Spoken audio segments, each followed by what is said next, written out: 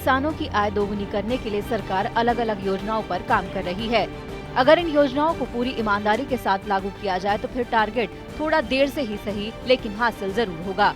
इन योजनाओं में है डेयरी उद्योग। खेती के साथ ही पशुपालन आय बढ़ाने का आसान जरिया है। खुद पीएम सदन में अपने संयुक्त संबोधन में इसका जिक्र कर चुके हैं। डेयरी उद्योग का योगदान कृषि अर्थव्यवस्था के कुल मूल्य में 28% से भी ज्यादा है।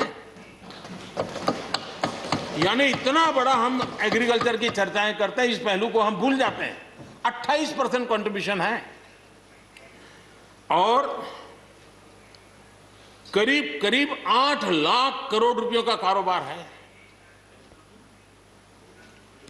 जितने रुपये का दूध होता है उसका मूल्य अनाज और दाल दोनों मिला ले तो उससे ज्यादा है।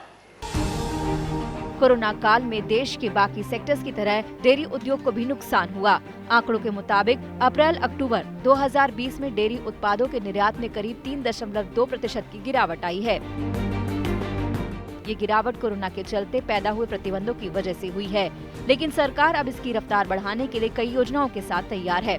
इनमें शामिल है डेयरी प्रसंस्करण और बुनियादी ढांचा विकास कोष यानी DIDF, राष्ट्रीय डेयरी विकास कार्यक्रम यानी NPDD और सहायक डेयरी सहकारिता और किसान उत्पादक संगठन यानी SDCFPO।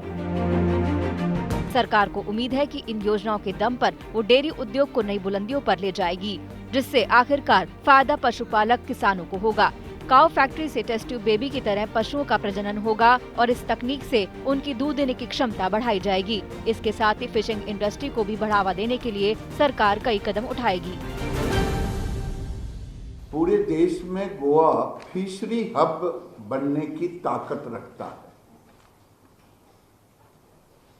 और इसीलिए हमने मिनिस्टर से और चीफ मिनिस्टर से वार्ता करके लगभग 400 करोड़ का 400 करोड़ का निवेश का, जिसमें सेंट्रल गवर्नमेंट डायरेक्ट भी कुछ करेगी, कुछ स्टेट और पोर्ट शिपिंग डिपार्टमेंट के साथ मिलके करेंगे।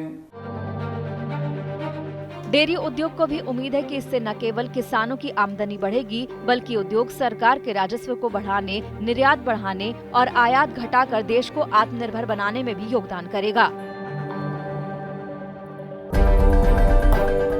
जाहिर है, इकोनॉमी को बढ़ाने से लेकर आत्मनिर्भर भारत के निर्माण तक संभावनाएं भारत के परंपरागत सेक्टर्स में भरपूर हैं, लेकिन जरूरत है इन्हें पहचान कर प्रोत्साहन देने और योजनाओं को सही से लागू करने की। डेयरी उद्योग का भी मानना है कि अगर योजनाओं को अमली जामा पहनाया जाए तो फिर इन्हें सफल होने से कोई नहीं रोक सकता। उम्मीद है कि अब सरकार इस सेक्टर की मुश्किलों को समझकर उन्हें दूर करेगी, जिससे ये किसानों की आय दोगुनी करने का लक्ष्य हासिल किया जा सकेगा।